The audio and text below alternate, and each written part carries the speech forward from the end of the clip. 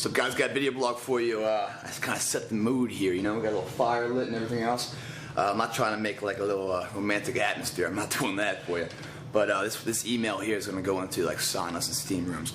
Pros and cons. Are they worth our time? What do we get out of them? You know, what's the dangers? Can we lose weight or anything else? Are there health benefits to it? Or is it just a waste of our time?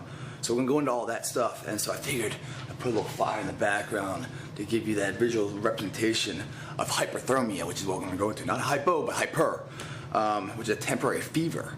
And I'm going to tell you how powerful that can be for our body. So this email comes from a guy named Manjinder in England. And he writes, "Hey Greg, thanks for the good videos you have on the website. They have been a great help. My question is this: after a workout in the gym, I usually go for a quick swim, sauna, and steam room. However, I'm not even sure if it's actually helped me achieve my fitness goals. Or am I just wasting my time, or does it make a difference? Could you please explain from your experience the most effective way of making use of the sauna or steam room after a workout in the gym? I would really appreciate it if you could shed some light on this area for me. Thanks, Manjinder, England." Manjinder, that's a cool name, man. Manjinder. You go to like the bar. Let me get a Manjinder on the rocks. That's a cool name. I'm not making fun, man. I'm not making fun. I like the name. It's a much better name than mine. My name's Plitt. Rhymes with clit and shit, and it's a tough name to grow up with. Promise you that. Oh, by the way, guys, if you ever have like a joke, like something's coming out that's not so favorable in your action, it's best that you say it first. You say it first, that means you own it. That takes their power away. So it's no longer funny when you say it first, someone repeating it, you know? So if there's a joke out there, be the first one with it out. All right, saunas and steam rooms, guys. Are they worth our time? You know, let's get into this. Here are the pros for it real fast.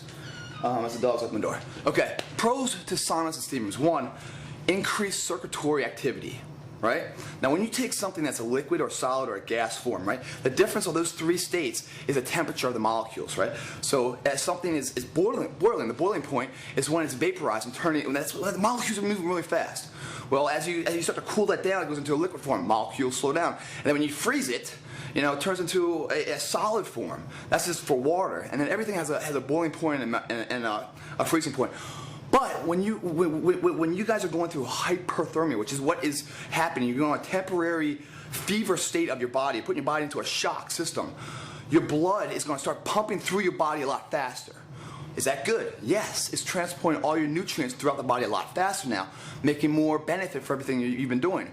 On top of that, any kind of muscle soreness or any kind of strain or any kind of problems, you're getting more blood to those problems. It's kind of like, imagine you're trying to walk to the store, right? You know? And if you walk there, you know, you still get there. But if you run there, you get there faster. Meaning, if you have some kind of muscle soreness, saunas can be really good for you here. Because what's happening is, over time and rest, with muscle soreness or a strain or something, it'll heal. Your body will heal it. But if you can increase the blood flow to that targeted injured area, it's going to increase even faster. It's like you running to the store instead of walking to it. So you shorten the time in recovery, so you recover faster. So it's really good for muscle soreness and the circulatory activities because it's increasing all the nutrients and the blood flow throughout the body. The other thing that happens, and you guys see this in nature a lot, let's say you're watching an Animal Planet, right? And this lion just fucking takes out something, and he's not totally dead, but he's injured. That animal will go MIA, and it'll stop eating and everything else, kind of like that fasting video I was talking to you guys about. Most of the energy of the human body is spent digesting food, right? So if you stop eating, it's 80% of your energy is spent digesting food. So you guys can be eating like 4, 5, 6 meals a day. Your body, 80% of it is digesting all day long. If you were to stop eating, right, and fast, then what's happening is all that energy is no longer being spent on actually digesting. So what happens is going into the immune system, into the repair and rebuilding of stuff, disease fighting.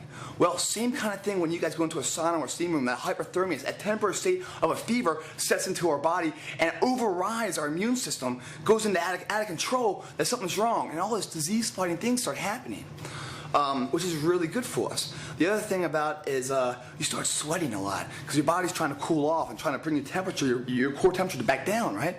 So that sweating process is starting to cool the body down. Well, do you realize that 30% of our bodily toxins and fluids can leave us through perspiration. 30%. And what's respiring that sweat is urea. which is what is found in urine. I know it sounds kind of gross, but like when you guys take a shower and stuff, all you're doing is rinsing the dirt off your skin. When you guys go into like a sauna or steam room, you're like exfoliating to like the ultimate degree because you're cleaning your pores out. You know, you're going into the epidermis layer of your skin and just not just rinsing it off from the surface. You're going in deeper to the pores and cleaning your pores out.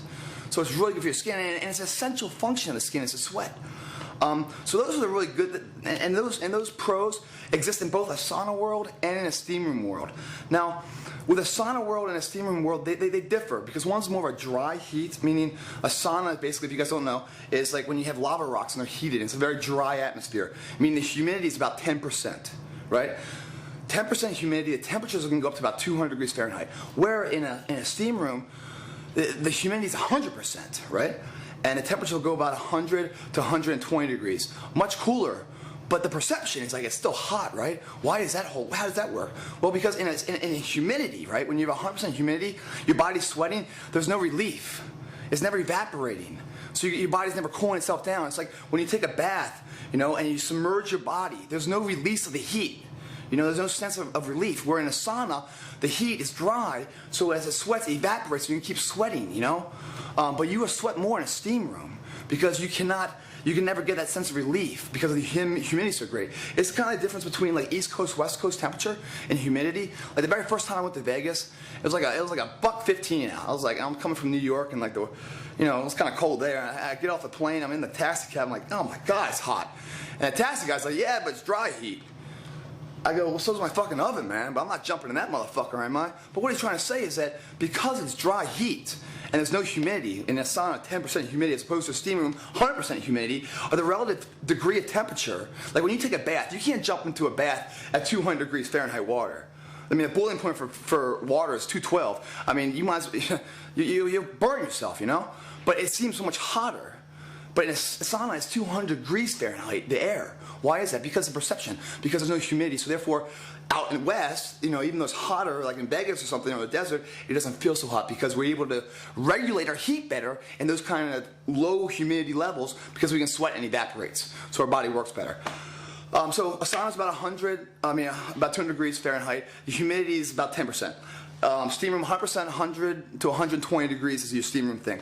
Steam rooms are really good, guys, though, as opposed to saunas for respiratory problems. If you guys are having any kind of an asthma or coughing situations or allergies, steam rooms are your key to success. Now, when I was a little kid, right, and I had a cough or something, and I was getting the flu or something, my mom would put that little respirator, I think it's called, by my bed, right, and it was just like a machine that you pour water into and it just pushes out like mist. So you're breathing that stuff. What happens when you're breathing that steam with a sauna, that steam, is that you're breathing that in and it's starting to dislodge all the mucus and break it up so you can get it all out.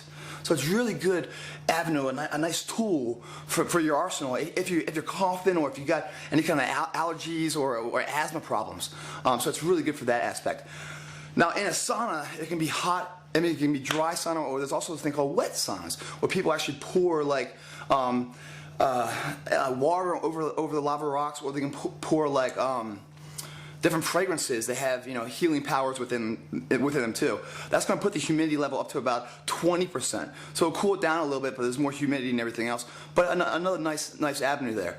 The cons, the things that aren't good about the saunas and steam rooms, it's really nothing's bad about it. It's the perception of society thinking that it can do more than it really can. I mean, people feel like they can lose weight in a sauna or a steam room, and that's bogus. You can't lose weight in a sauna or steam room. All you're doing is losing water, and you're losing water to the degree of about a quart an hour.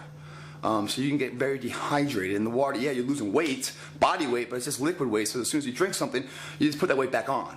So it's not net weight loss, you know. There's a scenario a couple years ago, probably about a decade now ago, where a couple wrestlers, right? And I used to use this stuff a lot when I was wrestling, when I had to like lose 4 more pounds and I had to weigh in like an hour and I had to get the weight off me. So I jumped into a steam room or sauna with trash bags over me, suffocating my skin just to get all that sweat out, you know, just so I can make weight. Very unhealthy, very unhealthy. Well, a couple of wrestlers did this and they died. And they were also taking creatine at the same time. So all of a sudden creatine became this like public enemy #1. And it really wasn't that the creatine, there's anything wrong with it, but in extreme situations, creatine is an element, guys, that needs liquid. It feeds off your liquid in your body. So in the event that you're in a dehydrated extreme state where your body needs liquid as well as creatine needing liquid, creatine in that situation won that war. And those guys went so dehydrated that it took their life. And so it's all about creatine. So it's just being smart, knowing what supplements you're using in the right conditions and everything else. And knowing what the fuck you're doing, guys, Don't go through shit blindly. So you could lose a lot of weight water-wise. I could make weight, but as soon as I made weight, I just drink the water, it comes right back on. So people think you can't lose weight, guys. And you're not going to burn any fat in a hyperthermia situation. I mean, yeah, you're going to burn some calories because you're actually alive in there and you're sweating and stuff. But I mean, if you really want to burn some weight and actually lose fat in one of these processes, don't go hyperthermia, go hypothermia. Be part of the polar bear clubs. Those crazy motherfuckers? Like go out to a lake when it's like snow and everything else, and then they jump in through the water.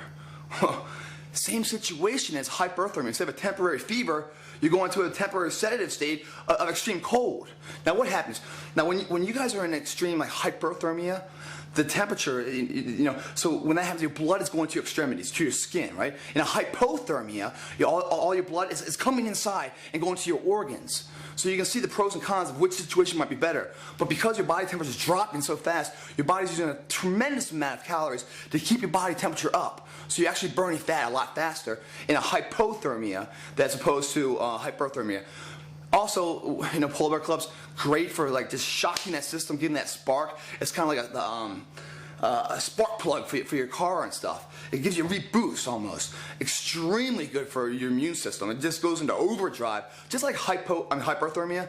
But hypo is just like an extreme case because your temperature is dropping so fast where your body temperature is 98.6 degrees, right? Well, when you go into these extreme situations of 100 degrees, 120 degrees in the sauna or 200 degrees, yeah, okay. When you jump into freezing water, your body is it ain't ready for it. So it's going to do a lot of disease fighting. Your immune system is going to go crazy to repair and rebuild and try to keep your temperatures up. Okay, the other bad thing about saunas and stuff is that, especially in a steam room, because your body can't, the sweat never evaporates from your body.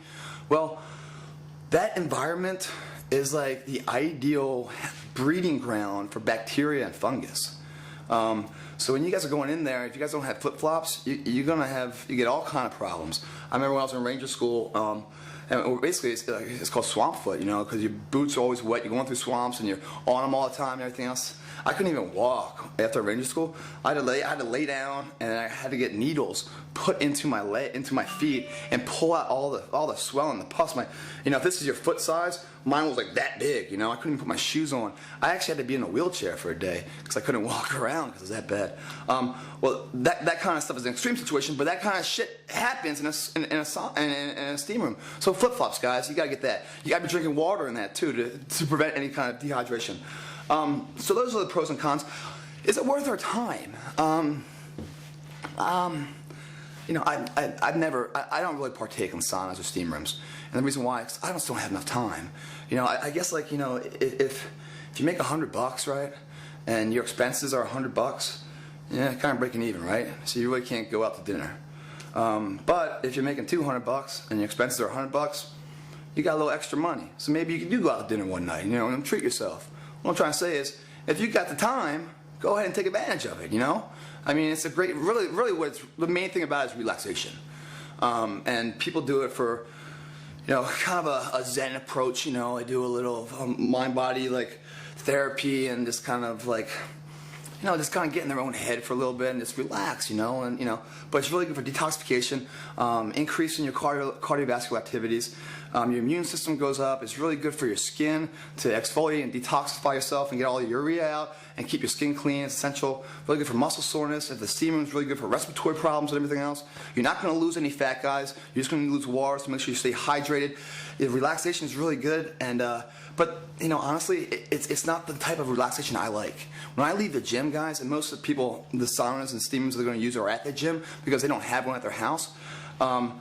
It gets to a lethargic state of relaxation. I like to clear my head but still be alive, still be moving, ready to go, still active and energized, but my head's clear. That's relaxation to me.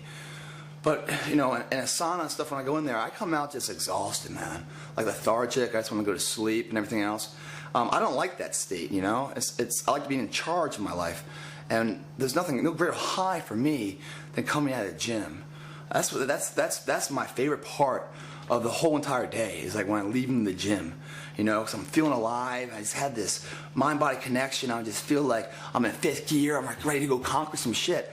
I don't want to give that up for anything. And sure shit not for a steam room, But, if you guys have it at your house or you're working out late at night, hit the steam room, drive home, and puts you in a nice lethargic, peaceful state and go to sleep. Awesome, man, because you already put all the work, ripped off all active myosin, all that pumps alive. You give yourself the nutrition, relax, rest, go to sleep, rebuild all night. Beautiful, man. For me, I work out in the mornings a lot. So, I like, my day's just starting, so I can't take that sedative pill, basically, So, Manjinder, love your name for one. Wish I had a cool name like that. So those are the pros and cons of steam room, guys. So if you have the time available, go for it. Definitely.